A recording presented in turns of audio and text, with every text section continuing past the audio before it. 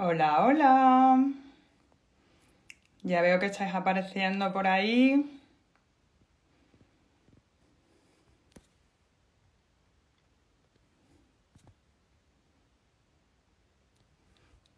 ¿Qué tal?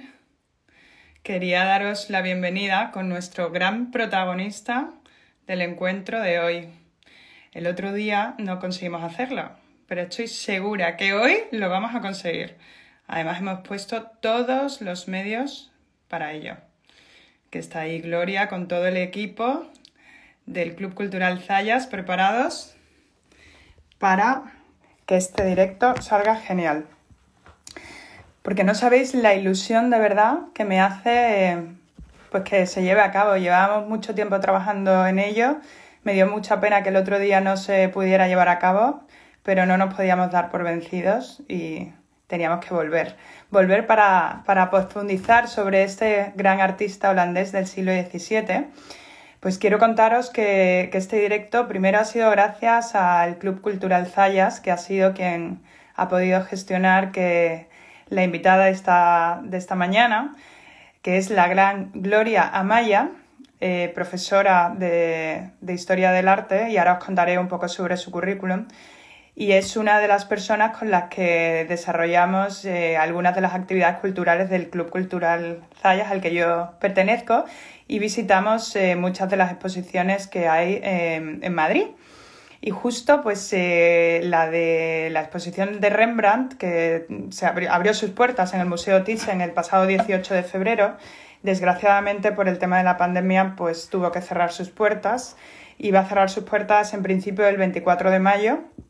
Y bueno, la idea era que pudiéramos profundizar sobre este gran pintor y aunque fuera pues hacer una visita virtual de esta gran exposición, detrás de la cual hay muchísimas personas en las que han trabajado. Además, quiero dar las gracias especialmente a Paula Luengo y a José María Goicoechea del Museo Thyssen por facilitarme toda la información para poder llevar a cabo el directo de esta mañana. Sobre todo por facilitarme el catálogo, todo el material de prensa y han sido la verdad que adorables. Así que quiero darles las gracias desde aquí. Y voy a hablaros un poco de nuestra ponente de hoy. Voy a contaros sobre su currículum. Ella, bueno, os decía que ha sido profesora mía dentro del Club Cultural y con ella hemos visitado muchas de las exposiciones. Es Gloria Amayo Cacho, licenciada en Historia del Arte por la Universidad Complutense de Madrid y donde ha realizado cursos de doctorado en el Departamento de Arte Medieval. También fue miembro de la Comisión de Servicios de la Asociación de Antiguos Alumnos de la Universidad Pontificia de Comillas, elaborando y participando en el programa de actividades culturales, impartiendo clases de arte en los cursos internacionales de verano y en la Universidad de Mayores de esta institución. Ha realizado distintos proyectos para el Ministerio de Educación y Cultura, como la asesoría técnica en patrimonio histórico, para realización de tesauros dentro del programa Domus para museos, en la Subdirección General de Museos Estatales. Y desde el año 2003 hasta el año 2013 ejerció como educadora del área de educación del Museo Nacional del Prado, ocupándose de la preparación y realización de las visitas didácticas. Y actualmente, como decía antes, trabaja en la Asociación Cultural Zayas, donde imparte cursos y conferencias desde hace ya unos años. Así que sin más, vamos a darle paso a Gloria, que esperemos que esté por ahí, que yo creo que sí. Gracias a todos por estar ahí. Por vuestra... ¡Ay, Gloria! Ahora ha sido rapidísimo. Hola María. No sabes la ilusión que me hace recibirte, de verdad. A mí también muchísimo y que hoy podamos conectar, que hoy podamos, bueno, conversar un rato y bueno, pues encantadísima de compartir estos momentos con vosotros, claro que sí. Te veo estupenda, además yo voy a juego, bueno, al revés, tus gafas van a juego con mi vestido. No, verás, te voy a contar, me estás viendo solamente de medio cuerpo, pero es que resulta que mira cómo he venido con con uno de los mantones de Manila de mi abuela, María. ¡Qué maravilla! Que sí, tengo dos maravillosos que ella me regaló cuando era yo todavía muy jovencita. Y resulta que como ayer ha sido el día de San Isidro, yo siempre me los pongo. Bueno, es que para ir al Museo del Prado, si el día de San Isidro ha tocado alguna vez ir a trabajar, yo me lo he puesto, ¿eh? Me lo he puesto para estar en el museo. Pues así me que, encanta, Gloria. Esas en tradiciones... honor a vosotros también, ¿eh? Y a Madrid, ole. ¿Eh? Ideal, ideal. Oye, ¿cómo llevas tú el confinamiento? Te veo fantástica, ¿lo llevas bien? ¿Cómo... Pues la verdad es que muy bien, porque, bueno, con paciencia, como todo el mundo, y procurando, bueno, pues seguir las normas para aligerar cuanto antes todo esto que nos está pasando.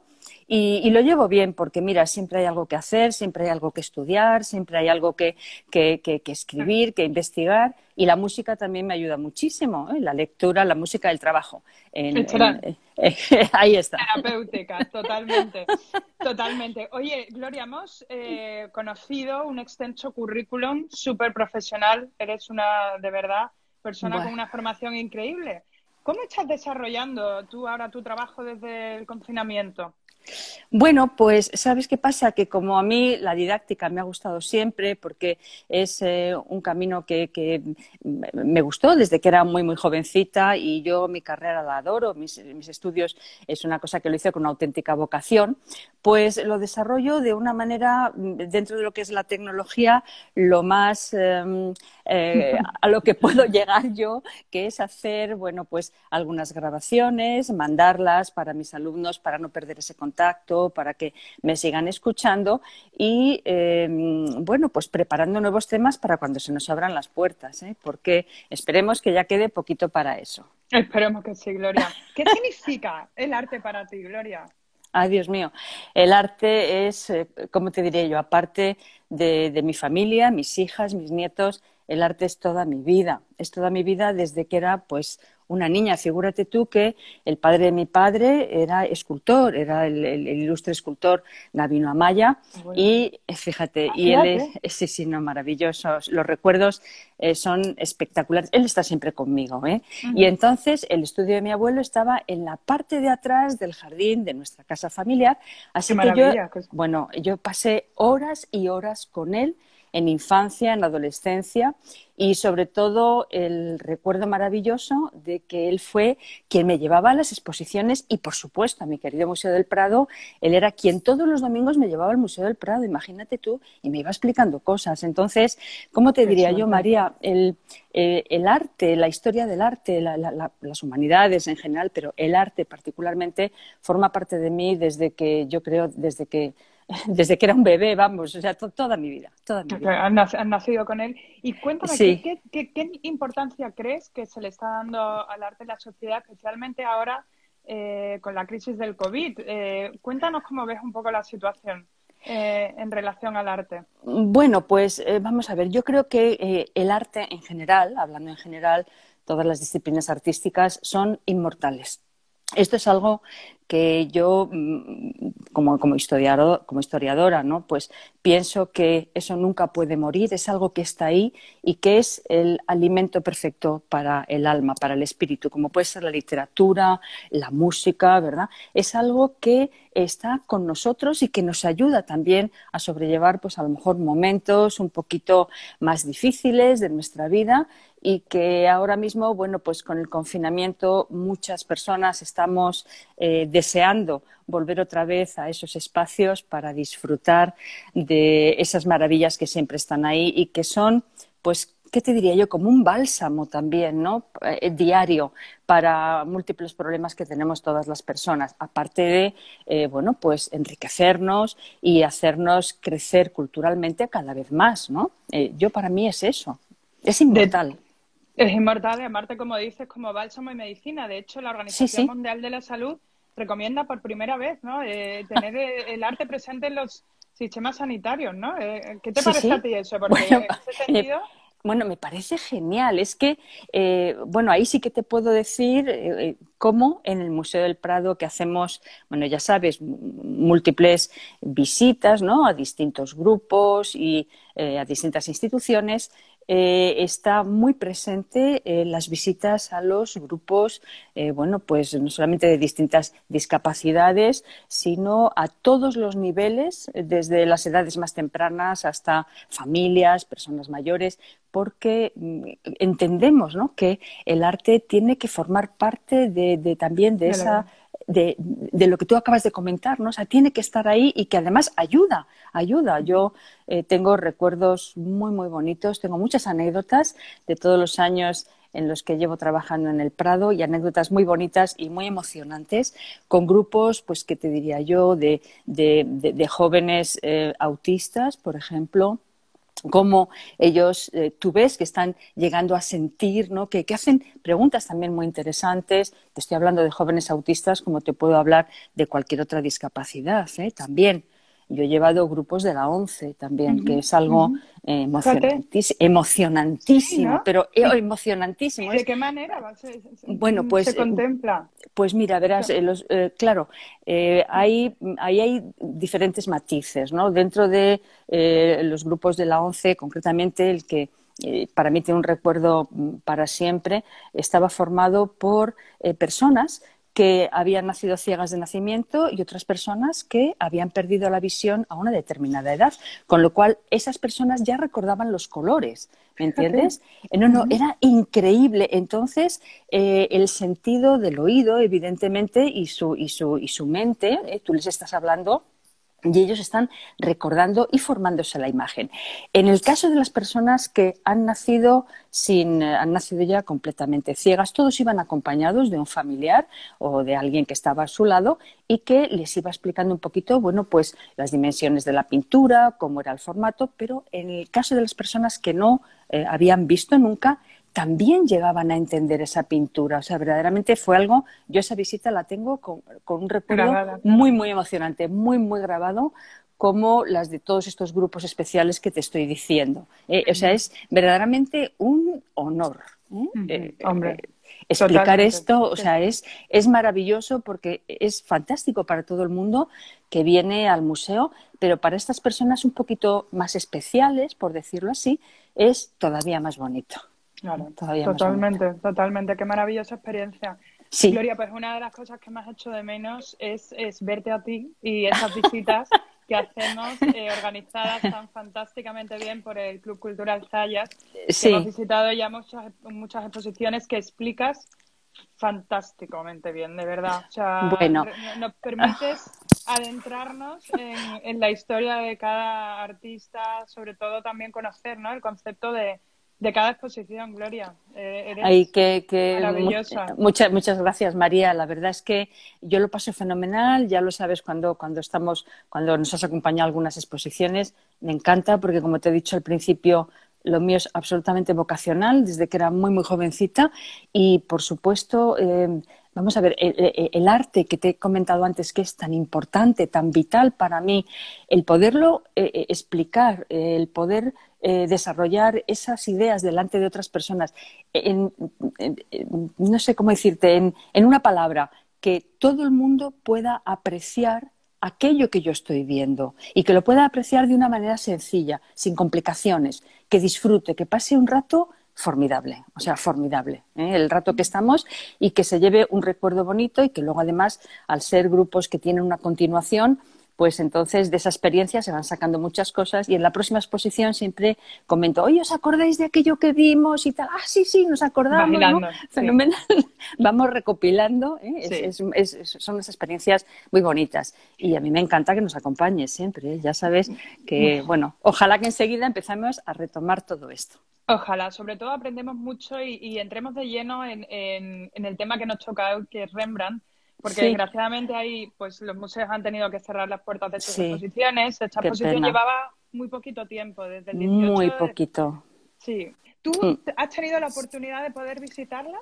Sí, sí, sí he tenido la oportunidad y además y de verla, de estar presente en las salas varias veces, aunque estuvo abierta, como acabas de comentar, muy poquito tiempo, porque yo soy también amiga del Thyssen desde hace muchísimos años. Es un museo al que quiero muchísimo, tiene una colección extraordinaria tanto la del varón como la de la baronesa.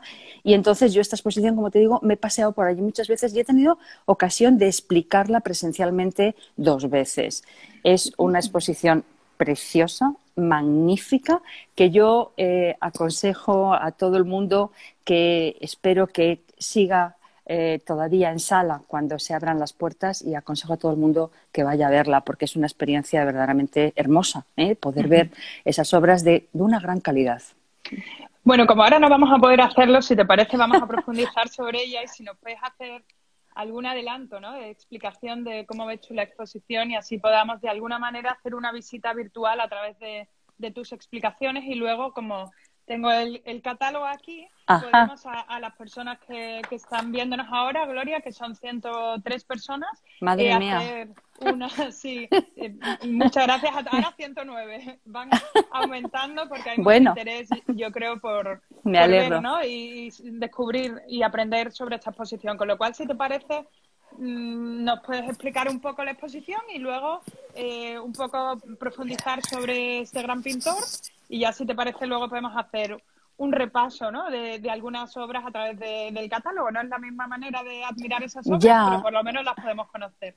pues sí, lo que tú dices, se pueden por lo menos conocer, echar un vistazo, porque si es verdad, María, y esto ya sabes que siempre lo digo en todas nuestras clases, nada hay comparable, ¿no?, a tener la obra delante de los ojos para ver la textura, la factura, las mezclas, etcétera, ¿no? Incluso el tamaño, que muchas veces en un catálogo o en una fotografía nos puede despistar, ¿no? Pero estoy encantada, bueno, pues de hablar de esta exposición de nuestro querido Museo Thyssen y no sé, ¿quieres que empiece hablando un poquito de... Sí, Me dime, dime. gustaría que nos contaras primero por qué surge esta exposición Sí, y un poco, pues, el hilo conductor, ¿no?, que sí, sigue claro. esta muestra. Claro, no, con muchísimo gusto. Bueno, sin ánimo, por supuesto, de dar ninguna clase a nadie, porque para eso están los super expertos, evidentemente, y gente cualificadísima del Museo Thyssen y, por supuesto, el comisario. Pues la idea que tiene la exposición es una idea que parte perdón, que partió del mismo autorretrato que posee el Museo Thyssen, del autor, de Rembrandt, porque la pintura de Rembrandt realmente no es muy abundante, ni en el Museo del Prado ni en el Museo Thyssen. En el Prado tenemos solamente una pintura que fue comprada Okay. por el rey Carlos III. Nuestro rey Carlos III es Judith en el banquete de Holofernes. Es el único Rembrandt que tenemos, y en el Thyssen tienen un magnífico autorretrato del año 1642. Entonces, parece ser que a partir de ese retrato que tiene el Thyssen y de todos los retratos y la pintura de ese momento, que pertenece a lo que consideramos el siglo de oro holandés, pues se fraguó un poquito la idea de hacer una exposición donde alrededor de una veintena de obras de Rembrandt maravillosas se acompañan con las obras de otros colegas suyos, Contemporáneos, ¿no? contemporáneos, y bueno, digamos que bueno, pues el resultado es una exposición fantástica. Ya sabéis, todos los que habéis ido con frecuencia a las exposiciones del Thyssen, que son exposiciones muy grandes a lo largo de diferentes ámbitos. Vamos avanzando y vamos viendo de una manera muy ordenada, y en este caso empezaríamos con unas pinturas en las primeras salas de pintores que están en activo antes de que Rembrandt, que había nacido en el año 1606, en Leiden, por cierto, hubiese llegado a Ámsterdam, que lo hace en el año 1631, ¿no? Entonces, antes de que él llegase a esa ciudad, ya hay unos pintores allí en activo que son francamente buenos, bueno, con una técnica muy depurada y haciendo, bueno, pues pinturas con diferentes asuntos, como enseguida vamos a comentar. Yo, verás, María, tengo a mi lado un folio donde he ido apuntando los números de páginas, que como tú Perfecto, tienes el catálogo ahí, pues perfecto. lo podemos mostrar en pantalla. Entonces, Vamos a hacer eso ahora es. mismo. Espérate un momento, Vale. Venga, pues tú me vas diciendo y yo busco. Sí. Vale. Bueno, pues mira, por ejemplo, si nos vamos a la página 27, Vamos ahí. Página 27. Vale. Hay un autorretrato maravilloso de Rembrandt, que por cierto se autorretrató a lo largo de su vida infinidad de veces bajo todas las técnicas, no solamente pintura, sino también grabado, dibujo. Bien, este es el autorretrato que pertenece al Museo Thyssen, está aquí, muy grande, por eso te he dicho la página 27, es el autorretrato con gorra y con cadena de oro, maravilloso, forma parte de la colección permanente y pertenece al año de 1642. Ahora iremos un poquito desgranando la historia de su vida, también, bueno, sí, por supuesto, de una manera un poquito amplia, ¿no? Para no aburriros demasiado, pero deciros que justamente en este año de 1642 es cuando él va a tener, bueno, pues disgustos grandes en su vida. Él fue un hombre que, bueno, pues si empiezo desde el principio, os diré que él nace en el seno de una familia acomodada. Su padre era molinero y su madre también pertenecía a una familia acomodada en el momento, de manera que él puede hacer unos estudios. Él estudia, de hecho, en la Universidad de Leiden, Humanidades. Ocurre que solamente va a estar alrededor de un año, porque luego se va a decantar, evidentemente, por lo que todos conocemos, por su gran pasión, que es la pintura, por su gran pasión como artista. En el año de 1631, él va a llegar a Ámsterdam, como os decía, y allí se va a encontrar con que hay pintores muy, muy buenos. Mira, si nos vamos a la página 122 y 123...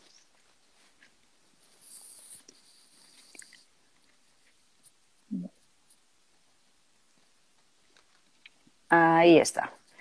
Tenemos a un pintor extraordinario que se llamó Thomas de Keyser y que justamente está en pleno auge cuando Rembrandt llega a la ciudad, y es precisamente Rembrandt quien va a eclipsarle. Delante de vosotros tenéis el retrato múltiple del gremio de joyeros, de plateros de la ciudad. Son retratos extraordinarios, tremendamente realistas, con ese negro elegantísimo, con esas bolas blancas características de estos momentos, no solamente en Holanda, sino también en España, ¿verdad? De hecho, era la moda española. Y en la página de al lado tienes a un portaestandarte, que es una pintura espectacular. El formato es mucho más pequeñito, pero fíjate el detalle en las texturas, en fin, las proporciones, los detalles. En fin, estamos hablando de un pintor, Keyser, pues francamente muy, muy bueno. Un dato me gustaría comentaros. Fijaros, entre 1590 y 1670, que es el periodo que abarca la exposición, sabemos que hubo hasta 130 artistas documentados en Ámsterdam. Es decir, que cuando Rembrandt llega a Ámsterdam en 1631, Ámsterdam, que de hecho es una ciudad riquísima, riquísima, por supuesto ya se habían independizado de todos los problemas que habían tenido políticos. Es una ciudad muy rica, con muchos comerciantes, con muchos burgueses. En fin, hay mucha abundancia y mucha riqueza, lo que va a propiciar, y eso es interesante porque estamos hablando del contexto, que la gente esté pidiendo retratos para adornar sus casas, para alajar sus casas. Es curioso que en la exposición no vamos a ver retratos ni de pontífices, ni de monarcas, ni de personas allegadas a la corte, para nada. Es gente normal y corriente, es gente de a pie que tiene sus trabajos cotidianos, y sobre todo también comentaros que a la hora de hacer esos encargos, ¿por qué se hacían esos encargos? Eran, bueno, pues para festejar a lo mejor un matrimonio, para festejar un cambio de residencia, para tener un recuerdo inolvidable, evidentemente, al mismo tiempo que también se están haciendo retratos de grupos de familia. Enseguida os voy a comentar esto. Dejadme que os comente otra cosa que es curiosísima y que seguramente os va a gustar. Os voy a hablar de las tarifas que se llevaban en ese momento, que se pedían en ese momento por los retratos. Quiere decir que el comercio de retratos en Ámsterdam, con 130 artistas estupendos, estaba en auge total. Se pedían 40 florines solamente por el busto, 60 florines si era una media figura con las manos, 80 florines si ya era de 3/4 y 100 florines cuando ya el retrato era de cuerpo entero. Pero fijaros el detalle, el salario anual de un trabajador cualificado era de aproximadamente 250 florines. Es decir, que estamos hablando de que las personas que se están encargando de esos retratos son personas que tienen una posición económica pues muy saneada, evidentemente. Y aun con eso, vuelvo a repetir que el auge de retratos era impresionante. Bueno, pues os estaba hablando de este pintor que está en activo cuando Rembrandt llega a la ciudad, pero ahora me gustaría, María, por favor, que vayas a la página 91. 91. Sí, porque en esa página vamos a recrearnos con uno de los primeros retratos, si no el primero, que Rembrandt hace cuando llega a la ciudad. Es el año de 1631 y es un hombre, como veis, que está ante un escritorio, está trabajando. Ya la iconografía nos muestra que es un hombre intelectual, está con su escritorio, con sus libros, con sus anotaciones. Pero me gustaría que os fijarais en el detalle que ya nos va a hablar desde este mismísimo momento en cómo Rembrandt se va a diferenciar del resto de los pintores. Fijaos que él de repente vuelve la vista hacia nosotros, gira la cabeza, no se queda absorto en lo que está escribiendo, sino que gira la cabeza, nos mira y de esa manera es como Rembrandt introduce mucha vida, ¿no?, a este retrato, a esta composición. Esto va a ser algo, como os decía, que va a caracterizar su pintura, algo que le va a diferenciar, pero a muchísima distancia del resto de sus contemporáneos. Y es algo a lo que él nunca renunció, que es dotar de muchísima vida, de muchísima psicología a sus personajes. Realmente Rembrandt, que todos sabéis, está considerado como el mejor maestro holandés barroco del siglo XVII, él va a tener, a ver cómo os lo diría, muchísima empatía con las personas que está retratando. O sea, como retratista es absolutamente extraordinario. Observad también los colores de su paleta. Son unos colores sobrios, son avellanas, negros, blancos rotos y sobre todo con unos grandes contrastes de luz. Estamos hablando de unos claroscuros enormes, grandísimos, que van a dar mucha fuerza y mucha energía a estos retratos que él está haciendo. Pues bien, este hombre del escritorio está en la colección y María, por favor, vete a la página 146. Voy. 146 me han dicho que baje el catálogo, pero ya está bajado. No entiendo si lo veis bien o no. Yo creo que se ve bien, ¿no? Sí, ¿no? Sí, ahí estamos, ahí estamos. Bueno, pues este retrato en forma oval que está en las primeras salas de la exposición es el retrato que corresponde al año 1632, o sea, recién casi llegado, como os decía, a Ámsterdam. Es su hermana Elizabeth, se da por hecho que es ella. Además, es increíble el parecido que existe entre el rostro de esta señorita y el rostro del propio Rembrandt. Así que no solamente está este retrato de Elizabeth en la exposición, hay otro más. Y en la página 149 vamos a ver un retrato de una joven. Ese es otro Rembrandt maravilloso. 149 es este, Gloria. Sí, 149. Bueno, pues 149 es este retrato de joven donde de nuevo volvemos a ver esa expresividad y vemos también la técnica de Rembrandt. Mirad que él es otra de las cosas a las que no va a renunciar nunca y eso va a ir cada vez a más. Su manera de pintar, la factura, es decir, el golpe de pincel que él va a dar va a ser algo personalísimo. Y ahora, si te parece, vamos a la 148, que debe estar al lado, ¿no? En la página de al lado. Eso es. Ese es un Frans Hals. Y Frans Hals es uno de los pintores que el Thyssen, por cierto, tiene obra de él, estupenda.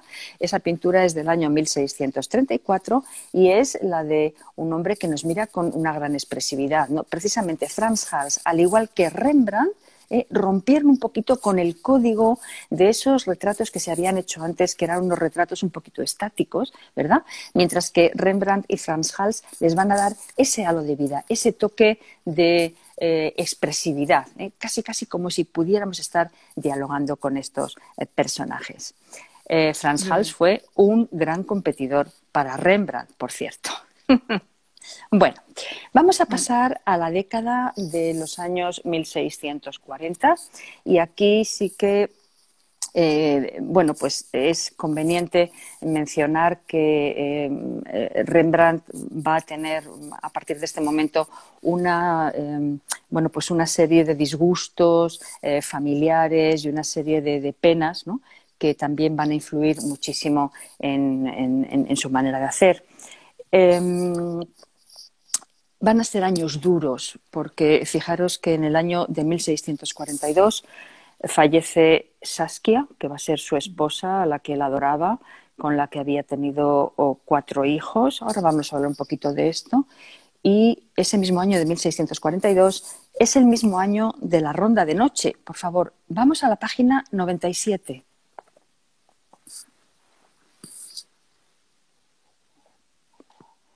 Aquí está. Bueno, por supuesto es una pintura que no está en la exposición, esa pintura no se mueve del Rijksmuseum, pero creo que todos la conocéis. Es una pintura que le dio un gran éxito, que hoy sigue siendo impresionante absolutamente, que forma parte de lo que van a ser los retratos de grupo, llamados los retratos de guardias cívicas, que no eran ni más ni menos que grupos de personas, de varones de 18 a 60 años, que eran reclutados de manera que formaban, bueno, pues estas guardias cívicas que vigilaban un poco por la paz de los barrios, ¿no? Llevaban un capitán y un lugarteniente. Y Rembrandt, dentro de lo que es la moda de este momento, porque otros pintores también están haciendo este género de pintura, realiza la ronda de noche en este año tremendo de 1642. Observad los colores brillantes, pero observad también que él está trabajando, ¿no?, con unos claroscuros enormes. Es una pintura de grandes dimensiones y dejadme que os cuente algo. Estos tipos de retratos múltiples, estas pinturas de retratos múltiples, que en la exposición del Thyssen hay unas cuantas, eran retratos que, fijaros, esto está en relación también lo que es el formato, ¿no?, de la pintura con lo que va a ser el que en Holanda, con la religión calvinista, ¿no?, con la Iglesia calvinista, no se hiciesen pinturas de gran tamaño, de gran formato para las iglesias. Eso ya no se hacía, no se decoraban las iglesias así, de manera que ese gran formato se va a utilizar para hacer este tipo de retratos, donde aparecen muchos personajes de distintos gremios, o retratos de familia, o retratos también, fijaros, de sedes benéficas que se dedicaban pues a reinsertar en la sociedad a mujeres y a hombres que de alguna manera, bueno, pues se habían desviado un poquito del camino recto, enseñándoles diferentes oficios para que pudieran volver a ganarse la vida. Entonces, los directivos o directivas de estas asociaciones aparecen también retratados de una manera muy real, con atuendos de la época, dándonos a entender cuál es la categoría que tiene cada uno de ellos. Bueno, pues os hablaba de estos años, de esta década de los años 40, pero, a ver, María, vámonos a la página 194 y 195.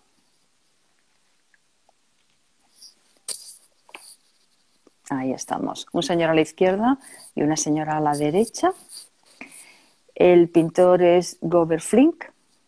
Govert Flinck fue alumno de Rembrandt, igual que Ferdinand Bol, que durante mucho tiempo estuvieron en su taller, aunque luego, bueno, pues eligieron sus propios caminos. De hecho, Rembrandt tuvo siempre alumnos a lo largo de toda su vida, siempre tuvo alumnos desde el principio hasta el final.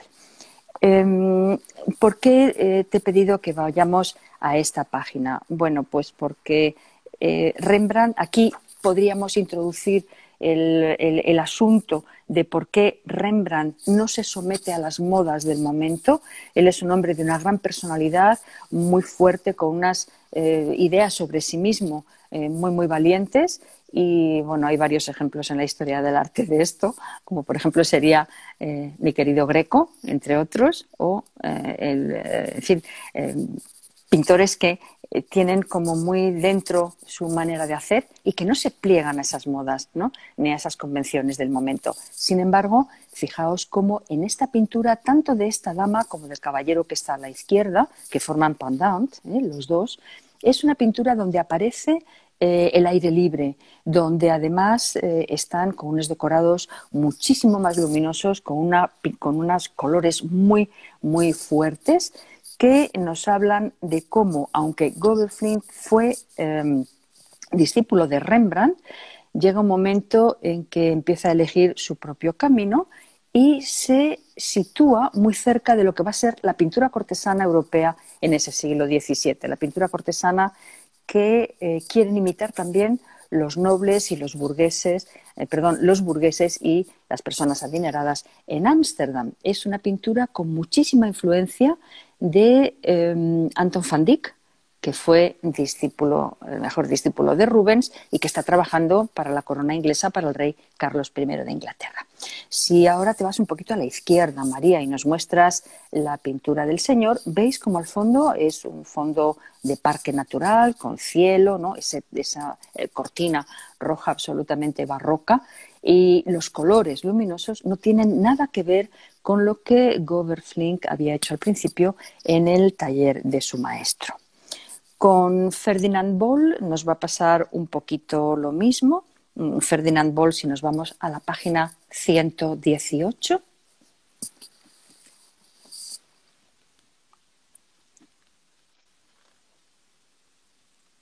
Qué bien, María.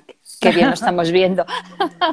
No, eso es fantástico tenerte a ti explicando todo tan bien. Qué bueno. Bueno, pues mirad, esta composición, que es una composición de un tamaño bastante grande, nos presenta, está un poquito desenfocado. María, a ver si lo podemos enfocar un poquito ¿así? más. Un pelín más. Está un poquitín, casi que nos vamos acercando ya a...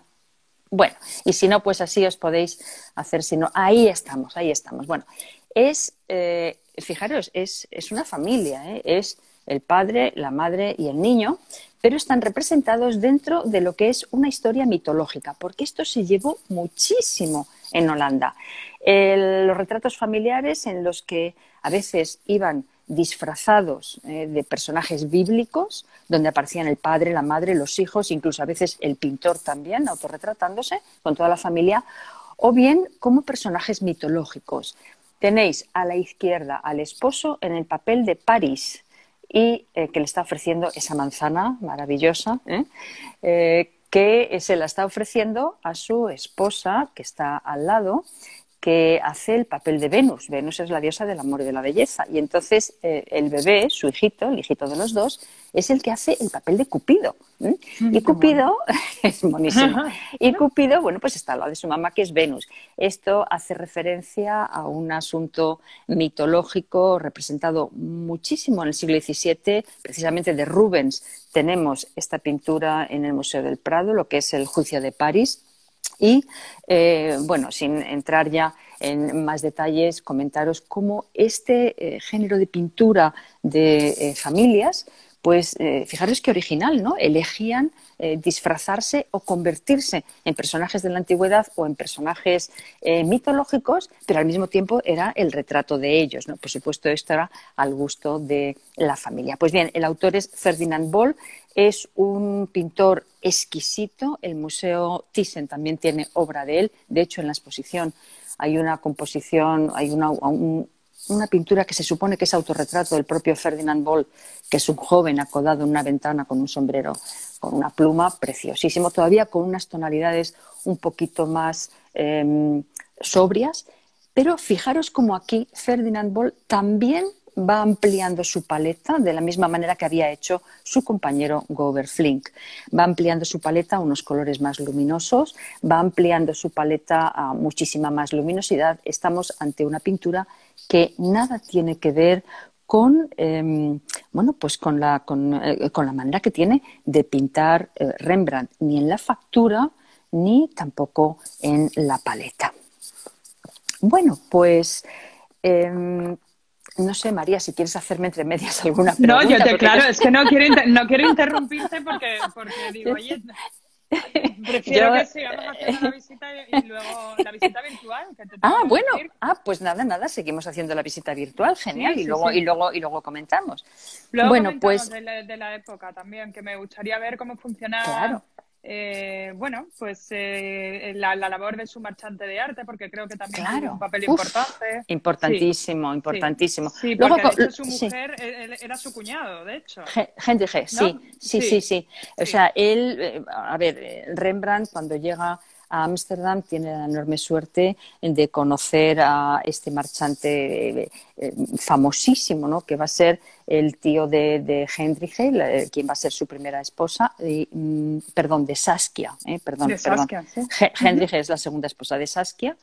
Y es Willenborg el apellido, y entonces lo va a tener bajo su protección, de manera que en el estudio de este mecenas que va a tener la suerte de encontrar en su vida es donde va a pintar, porque a su vez también este protector suyo era pintor, y quien va realmente a encumbrarle, o sea, bajo su protección va a empezar a hacer Rembrandt en el año 31, en la década de los años 30, esos retratos que le van a ir dando muchísima fama.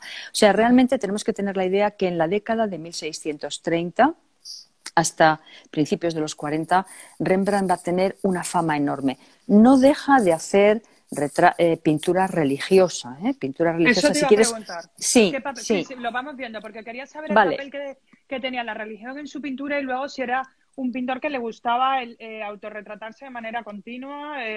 Sí, mucho, sí. Mucho. Él se va a autorretratar una barbaridad. ¿Eso de a qué hecho, se debe? ¿Eso a qué se debe? Bueno, vamos a ver. Hay muchos pintores que han hecho eso a lo largo de su vida. Tienes a Picasso, a Goya, por ejemplo, también muchísimo, con el que tiene mucho que ver Rembrandt, incluso el propio Picasso. Y hay otros pintores, pues que se han autorretratado prácticamente nada, ¿no?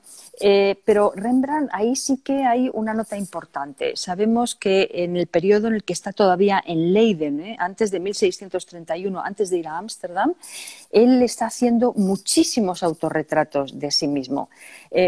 Esto nos puede dar una idea de cómo él quiere penetrar en la personalidad, ¿no? de sí mismo, claro. Y eso es lo que le va a ayudar también a la hora de hacer los retratos de las demás personas, es decir, ahondar en la personalidad del modelo que tienes delante, leer en sus ojos, ¿no? Es decir, captar por medio de verdaderamente eso es un talento espectacular, es un talento que lo llevas en la masa de la sangre, evidentemente todo el mundo no lo tiene, porque te diré, María, os diré a todos que el hacer la pintura, el género del retrato, a mí es uno de los géneros que más me gusta, igual que el paisaje, ¿verdad? Y el hacer retrato no es fácil, es decir, no todos los pintores, aunque sean muy buenos, saben hacer retrato. ¿Por qué? Pues porque un retrato no es solamente que se parezca a la persona a la que estamos retratando, sino que tenga vida, que se saque la vida, que veamos a través de sus ojos, de una expresión, de un ojo o de un cierto gesto en esa persona que ha sabido captar el pintor de una manera muy rápida, como casi podemos estar hablando con esa persona, es decir, infundirle vida, infundirle lo que estamos hablando de tener mucha empatía con lo que es el personaje que tenemos delante. Y esto yo creo que ensaya muchísimo al hacerse él mismo sus autorretratos, que por otra parte nos permiten ir haciendo todo un viaje a lo largo de su vida, ir viendo desde que es muy joven hasta que es muy, muy anciano, porque Rembrandt muere en el año 1669. Por cierto, se me ha olvidado comentar antes, para recordarlo un poquito a todo el mundo, que es contemporáneo de Velázquez, de nuestro Velázquez. Velázquez había nacido en 1599 en Sevilla, como todos sabemos, y Rembrandt va a nacer en 1606. Es decir, cuando Velázquez todavía es una criatura de 7 años. Nunca se conocieron, ¿eh? Pero fijaros que los dos pertenecen al barroco y que van a tener una tonalidad en su paleta, unos colores en su paleta muy, muy parecidos. Muy parecidos. Nada, lo del retrato, si quieres continuamos, porque venga, el tiempo venga. va avanzando. Sí, sí, madre mía. mía. Madre mía.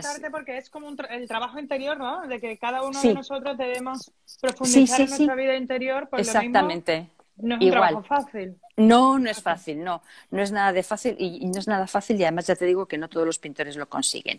Bueno, seguimos. Nos vamos, verás, a la página 228 y 229.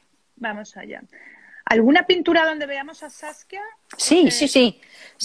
Vale, perfecto, 228, aquí tengo. Sí.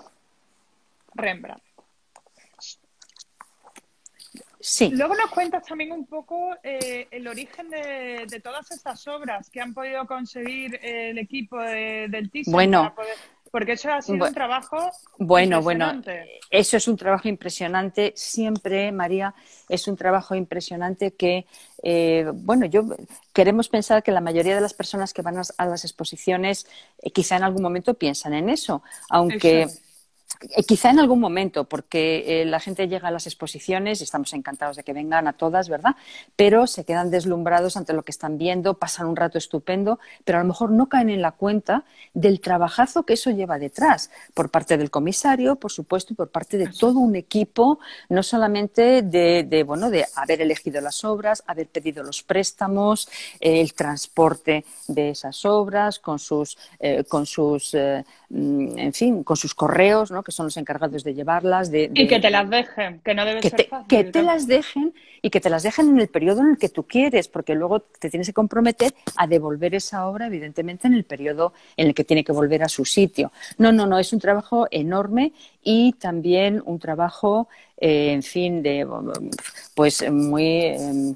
un elevado precio también, porque claro, todo lo que van a ser los seguros, ¿no? Los viajes, todo esto, pues es una labor que llevan a cabo personas que están en la sombra, pero que son realmente importantes para poder ver una exposición tal y como la vemos cada vez que acudimos a una exposición cualquiera de nosotros, ¿eh? Vemos la exposición preciosa, pero detrás de eso hay un trabajo enorme, pero enorme, de ahí que vamos a esperar que se puedan abrir las puertas de los museos enseguida, que podamos volver a ver esta exposición y todas las que hay en Madrid, porque de verdad es un trabajo que tenemos que pensar valorar y poner en valor y estar ahí. Bueno, pues yo te estaba hablando de esa página 228, 229.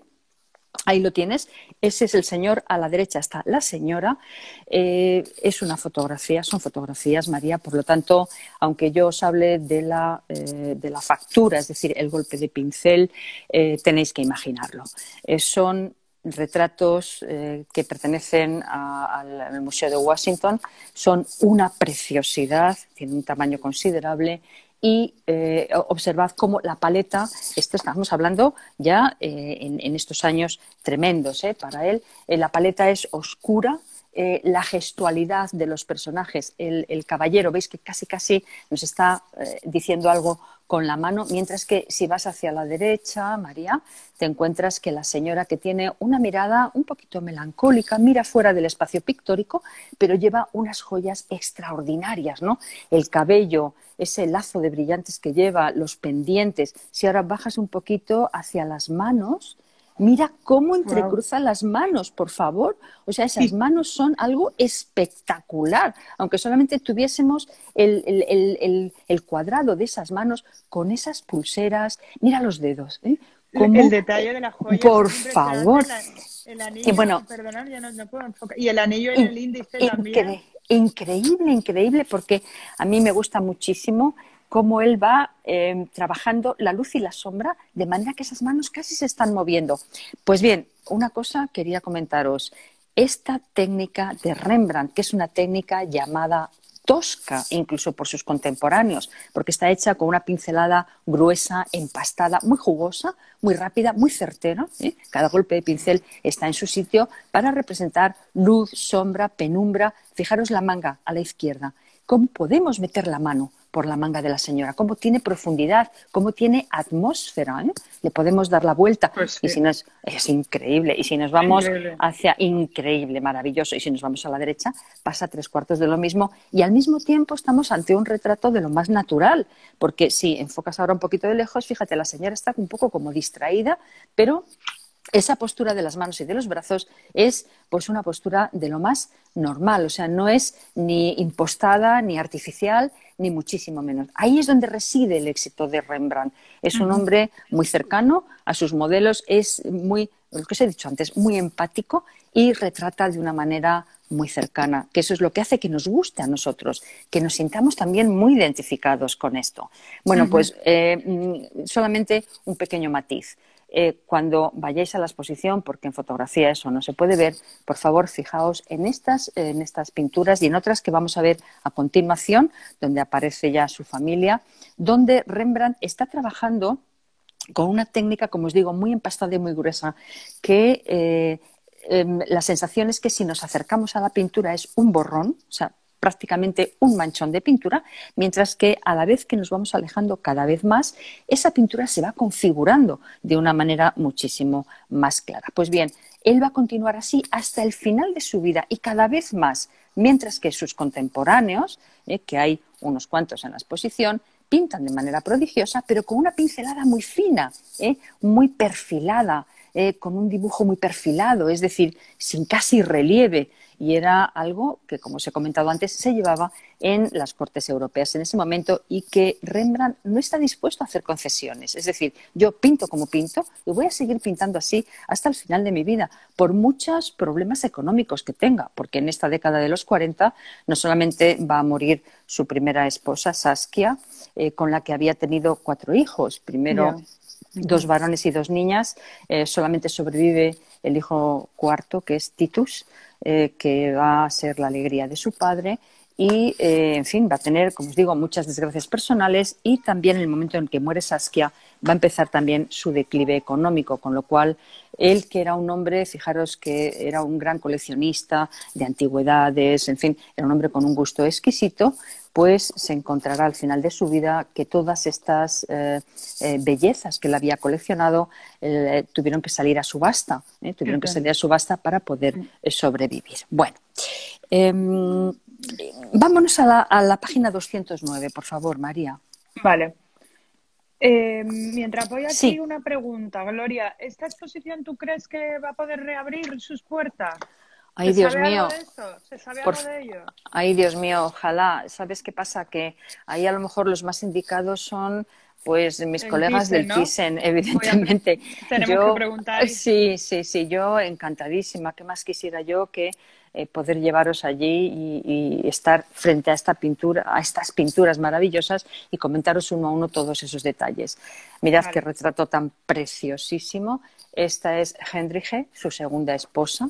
De Saskia, luego, recuérdame, te digo una página donde podemos verla. El de Cupido, ¿no? El que tiene sí, Titus como Cupido. Me gustaría mostrarlo. Sí, bueno, eso lo vamos a ver a continuación. Mira, María, si quieres, antes de ver esto, vámonos a la página 206, donde está Saskia, entre otros. Mira, Saskia. Esta es Saskia. Saskia está casi al principio de la exposición. Saskia va a ser modelo y musa del maestro durante los 8 años que duró su matrimonio. Era era, como os decía, la sobrina del marchante con quien él empieza y la madre de sus 4 hijos. Fue una pena que ella muriese. Y, en fin, eso va a ser una gran pérdida para el maestro, que le va a afectar muchísimo.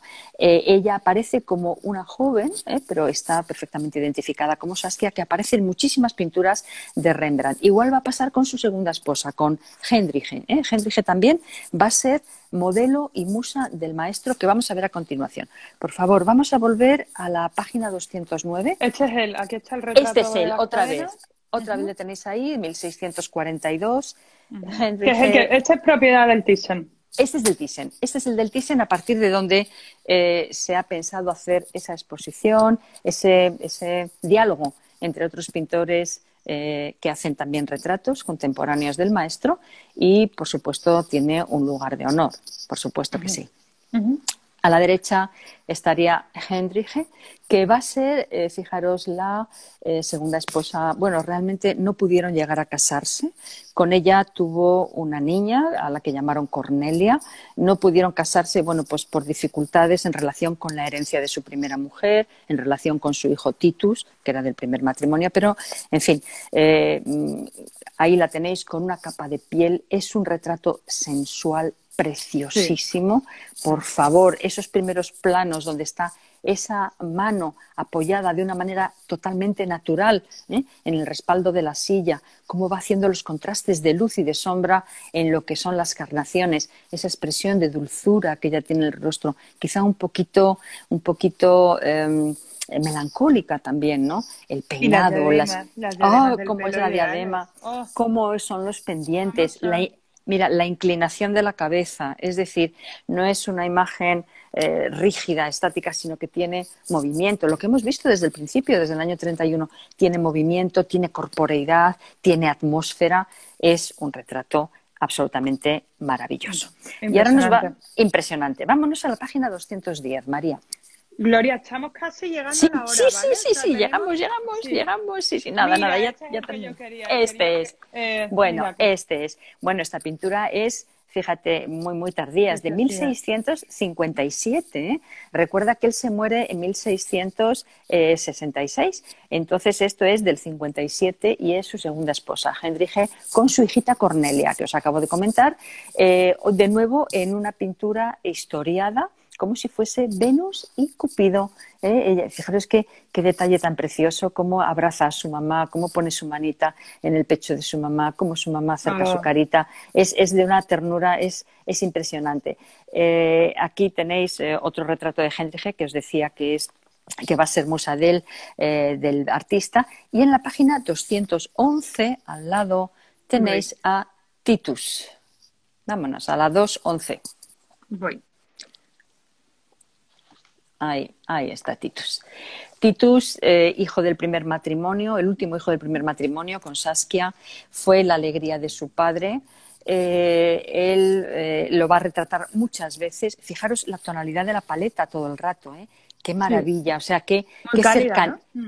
Muy cálida, qué cercanía, no hay estridencias de color y la factura es fabulosa, gruesa, empastada, certera, llena de luz, llena de sombra. Él va a continuar así durante toda su vida. Este retrato es de 1662. Os comento solamente y muy brevemente que Rembrandt muere en el año 69, en el año 1669, os he dicho 66, es en el 69, y su hijo Titus, que tenéis en pantalla, muere un año antes. Es decir, que hasta el final de su vida él tuvo muchas penas y muchas tristezas. Muere Hendrike, después muere Titus, él se queda solito y muere en el año 69. Si quieres... Me hace gracia, las narices son todas muy chatitas, ¿eh? ¿Has visto? Sí. Y has visto el golpe de pincel ahí de luz, ¿eh? Fíjate la luz en la sien, en la frente, en la nariz, ¿no? Y sobre todo el ángulo del rostro. Y el cabello, mira el cabello. Es un cabello esponjoso, ¿eh? Es un cabello que se mueve, ¿no? Con una tonalidad luminosa dentro de esa paleta sobria que él tiene. Bueno, muy rápidamente, solamente deciros a todos que Rembrandt, por supuesto, no fue un grandísimo grabador, ¿no? O sea, él fue pintor y grabador, que en la página 164 y 165 hay autorretratos de él, que también se autorretrata, 164 y 165. Ahí está. Aquí está. Que además incluye a Goya y a Picasso. Exactamente. Bueno, pues por ahí tenéis retratos también de Saskia. Ahí está él con Saskia, porque esto tiene muchísimo que ver con los autorretratos que se hace Picasso, bueno, los retratos, las creaciones que Picasso hace de el modelo, el pintor y la modelo, el artista y la modelo, donde está el punto de referencia en Rembrandt. Y si ahora te vas un poquito más a la derecha, María, un poquito más a la derecha, ahí, este de aquí, maravilloso. Fijaros qué preciosidad de grabado al aguafuerte, ¿no? Es una maravilla. La Biblioteca Nacional, nuestra Biblioteca Nacional, conserva varios grabados del artista, por suerte, se han expuesto varias veces. Y bueno, pues en este autorretrato de 1648 podemos verlo con todo detalle espectacularmente, como es un gran maestro también para lo que es la técnica del grabado. Muy María, bien. no sé si Vamos quieres a ver la influencia, preguntarme. si te Sí, parece, sí, hablando de los grabados, ya ves sí, aquí Goya, sí, ahí está, se ahí, retrató ahí está, influenciándose por Rembrandt, y muchísimo. Picasso, ese ¿Ves? retrato. Ese Ujú. retrato de, bueno, pues Saskia, sí, Saskia con Rembrandt, o sea, incluso con las vestiduras de la época, ¿verdad? Está muy, muy influenciado. Es que tú piensas una cosa, María, o sea, Rembrandt es un gran pintor a todos los niveles. Fue muchísimo más valorado, evidentemente, fue muy valorado en su tiempo, pero muy, muy valorado también siempre, lo ha sido. Es un referente de la pintura barroca holandesa y, por supuesto, como el mismísimo Goya decía, él decía ya. que sus maestros habían sido Rembrandt y Velázquez, eso lo dice el propio Goya, ¿no? Así que resulta que Rembrandt a lo largo del tiempo sigue siendo maestro para otros maestros que también admiramos. Claro que Muy sí. bien, muy bien. Gloria, pues voy a buscar los Sí, créditos, si no te sí, importa, del no, catálogo, a por ver si favor. encuentro. Aquí está. Para que veáis, el comisario de la exposición. Espérate, que voy a enfocar aquí. Ahí está. ¿Vale? Para que se sepan quiénes son las personas que están detrás Claro, de por supuesto, esta claro que sí. exposición. El comisario Norbert Middelkoop, comisaria técnica Dolores Delgado. Bueno, aquí tenéis a todas las personas que han hecho posible, además de agradecimientos que hay aquí, de otras Sí, personas que han dejado sus obras, exactamente. toda la lista. Toda la lista. Es lo que comentábamos antes. Son estas personas extraordinarias que quedan en la sombra, pero que gracias a ellas es como se puede hacer una exposición. Es decir, es el comisario, pero con la ayuda de todo esto, porque si no sería imposible absolutamente hacer una muestra como esta que acabamos de comentar, como cualquier muestra extraordinaria a la que podemos asistir y concretamente a esta que yo os vuelvo a repetir. A ver si se abren las puertas y vamos allí, en persona. Pues eso es lo que queremos todos, de verdad. Gloria, ha sido fantástico. Muchísimas gracias por este tiempo de lujo. Eres Gracias, maravillosa, María. de Gracias a verdad. ti, cariño. Estoy encantada de por fin haberlo conseguido porque el otro día Hecho sufrimos, 10. sufrimos muchísimo. No te preocupes, estuve con las personas que estaban también pasando un rato muy agradable. Ay, madre No mía, te- madre mía. Bueno, me alegro de Cu- que todo haya salido bien, María. Muchas gracias, Gloria. Cuídate Gracias a mucho ti. y por favor, que sé que estás con las personas del equipo de Zayas, dales un beso de mi Por parte, supuesto, te porque están gracias a oyendo. ellas también Ahí ha está. sido posible este Por gran directo. supuesto. De Gracias a verdad. ellas, que son encantadoras, y gracias a ellas hemos podido hacerlo como Si Dios quieren que se manda. asomen, que si quieren que se asomen, Oye, que os asoméis, chicas, ¿eh? Que os Claro, asoméis, para por saludar. favor, para saludar. Claro, porque hay que poner Bueno, cara a las yo personas que también hay hacen que poner. posible.